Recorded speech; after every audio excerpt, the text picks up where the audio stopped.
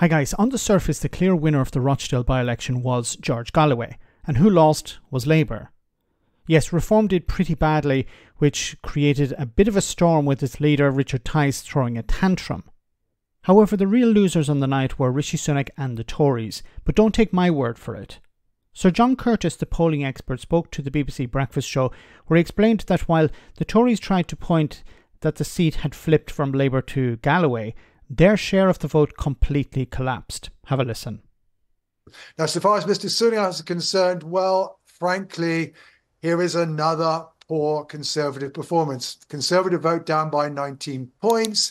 It's the biggest drop in the Conservative vote in a Labour-held seat in a by-election in this Parliament. And, there are plenty of other discontents in Rochdale, and Rochdale is a constituency with a past record of voting for a local champion who expressed discontent in the town. Previously, it was Cyril Smith, the former Liberal MP, now, of course, since disgraced. Now we've seen David Tully, another, this time an independent candidate, seemingly being more effective at expressing the discontent of people in Rochdale. So I think at the end of the day, it isn't just Mr. Galloway who has spanked both Mr. Sunak and Sir Keir Starmer. It's also Mr. Tully as well. John, morning to you. It's Charlie here. So you've sort of cast what you can forward by what this tells us about the general election. Can you kind of give us a sense from your knowledge of watching many local elections, by-elections in the past? This was a very, very curious product, wasn't it? For so many reasons, which I suspect quite a few people along the way went, it's getting too confusing. I don't know what's what. Yeah, it's a unique contest which was contested by a candidate with a unique ability to appeal to the Muslim population in a town that also has a past record of voting on local issues. All of that is true.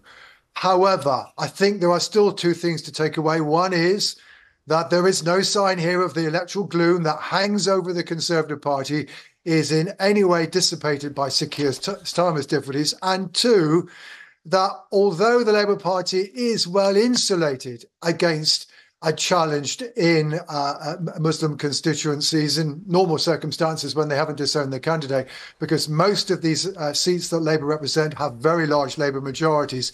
Even so, you can see how the internal arguments within the Labour Party, which are there, we know that although most Labour supporters don't take a side in the current conflict in the Middle East, but those who do, both Muslim and non-Muslim, are much more likely to support the Palestinian side than the Israeli side. That does raise a question for Sir Keir Starmer. Of course, a leader who has particularly emphasised his wish to reconnect with the Jewish community inside the UK. And of course, that was part of the reason why, in the end, Mr. Ali was disowned. So you can see the tensions that Sir Keir Starmer faces. They're not going to go away, though the truth is at the moment, by-election results elsewhere, let alone the opinion polls, suggest that Sir Keir at the moment is still well on course to win a general election. Okay, so a 19-point drop for the Tories, and Starmer's problems are not actually helping the Conservatives at all. They seem to be helping those on the left, or if you want to call George Galloway a left-winger. But this is really bad for the Conservatives because, as was pointed out, a 19-point drop. So once again, this is a by-election. We can't use it really as a barometer for the general, but the feeling amongst the general public and voters is that they want change. They're not happy with the Conservatives, and while Keir Starmer has his problems, people are not flocking to the Conservatives at all, it seems. So their vote in a Labour constituency is way down. They were not able to benefit at all from that. Now, the people in the constituency voted for a local guy. He didn't win, of course. He came second to George Galloway, but it seems that this is a particular constituency where local issues are very important. Galloway, of course, was able to take advantage of the large Muslim community in this constituency and able to get over the line. The turnout was pretty low, even for by-election standards. But of course, why did Labour's vote collapse here? Why did it flip from Labour to George Galloway? Because, well, the Labour Party told people, in a sense, to stay away. West Streeting, I believe it was, told people on the BBC or on Sky News that they should spoil their ballot, that they shouldn't vote for any other candidate. And I think there was something like a 20% drop in the support for Labour because, well, the Labour candidate had been disowned by the party. So he had been turned into an independent in a sense.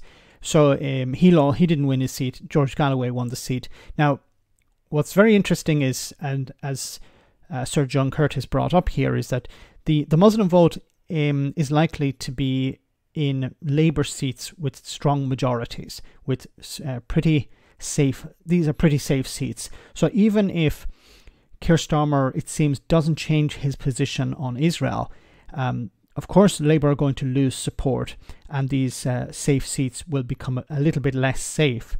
But the problem for those who are opposing Starmer, it seems at the moment, is that there isn't a significant rebellion within the public to change the mind of the party bigwigs, because they say, okay, yes, we lost this seat, but we didn't campaign at all in this seat.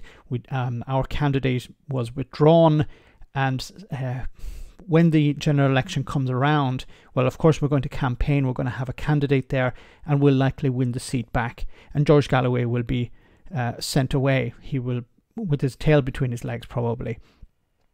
So this was an anomaly. It's not indicative of what's going to happen at the general.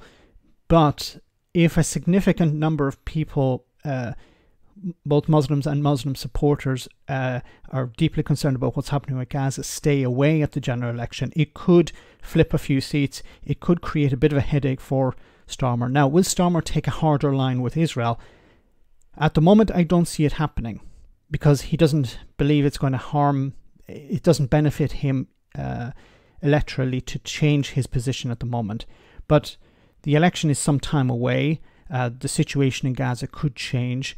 And but I think he needs to reach out. He needs to do some more outreach to the Muslim community. Otherwise, he's going to end up losing them. And this could cost him, if not seats this election, later on. Let me know in the comment section, guys, what you think. As always, your comments are greatly appreciated. Thanks a lot.